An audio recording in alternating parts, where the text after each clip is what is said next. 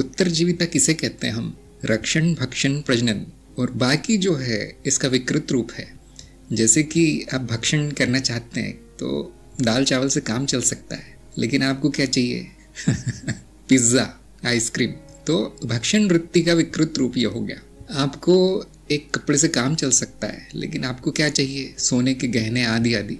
ये रक्षण की, क्योंकि कपड़ों से रक्षा होती है शरीर की, रक्षण का विकृत रूप हो गया। आप पे जो आक्रमण कर रहा है उसको मारना रक्षण है, किंतु दूसरे देशों में जाके लूटपाट करना, उनकी जनता को मारना, ये विकृत रूप हो गया, जिसको हम कहते राजा।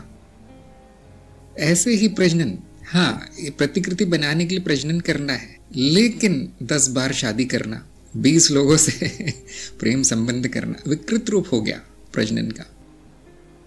मूल रूप से जो चित्त है उत्तरजीविता में ही लगा है, और बाकी सभी जो क्रियाएं इसमें चलती हैं वो इसी का रूप है। रक्षण, भक्षण, प्रजनन सभी परतों में इतना ही होता है। इसलिए हम कह सकते हैं हाँ, उत्तरजीविता ही होती है चित्त, मतलब उत्तरजीविता। लेकिन इसमें अच्छी बात है कि जैसे जैसे आप ऊपरी परतों में जाते हैं उसका महत्व कम होने लगता है रक्षण, भक्षण, प्रजनन का। जैसे आप विशुद्धि पार करते हैं, विशुद्धि आ गया बीच में, बुद्धि की परत, बुद्धि की परत पार करते हैं, आप देखेंगे कि थोड़ा कम हो गया, इनका प्रबलता कम हो गई उत्तरजीविता की। उसके नीचे तो पता नहीं हंगामा है एकदम। बुद्धि जागृत होते ही उत्तरजीविता का महत्व कम होने लगता है, और हम जैसे कहते हैं चेतना या साक्षी भाव जागृत होते ही संपूर्ण उत्तरजीविता खेल हो जाती है। चलती है वो, लेकिन लीला रूप में। उसको बंद नहीं किया जा सकता। देखिए, बंद हो गया तो चित्त बंद हो गया, चित्त बंद नहीं होता, क्योंकि वो शुरू नहीं हुआ, प्रतीत हो रहा है बस। जिसकी चेतना जागृत है वो खेलेगा वो बस उत्तरजीविता के नाम पे। अब वो शुद्ध हो गई उत्तरजीविता वृत्ति। अब वो रक्षण तो करेगा, लेकिन सबका रक्षण करेगा। अब भक्षण तो करेगा, सबको खिलाएगा।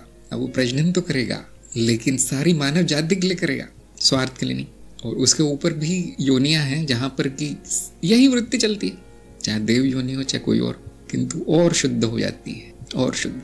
अब रक्षण सारे के सारे लोक का होने लगता है। जैसे ऋषि के स्तर पर या बोधिसत्व के स्तर पर, आप महाचित्त के स्तर ले लीजिए, वो सारे विश्व का रक्षण कर रहे हैं। विश्व अर्थात सारे लोक का, सारे लोक को खाना दे रहे हैं, सारे लोक में जीव पैदा हो रहे हैं। वो महाचित्त ही जो सभी जीवों के रूप में प्रकट है।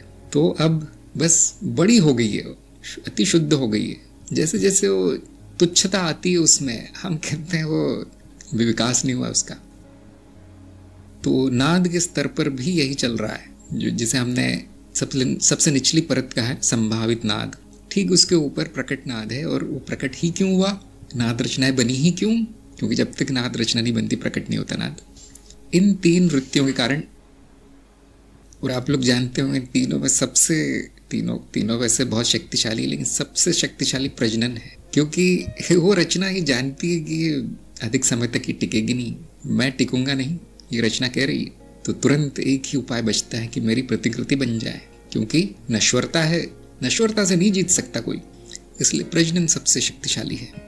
और हम कभी कभी कह देते हैं तंत्र मार्ग में कि ये वृत्ति देवी है, ये नहीं होती तो कुछ नहीं होता।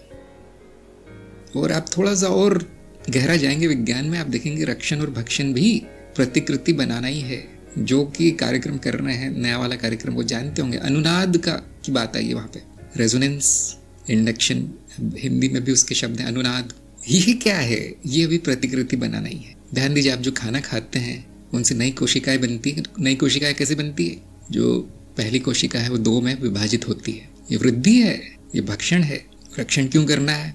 ताकि प्रजनन हो सके। तो अंत में एक ही ऊर्जा है, आप कह सकते हैं एक ही शक्ति है, वो देवी है। ध्यान दीजिए, मनुष्य में काम वासना रूप में प्रकट है। आगे गणित आप कर लीजिए,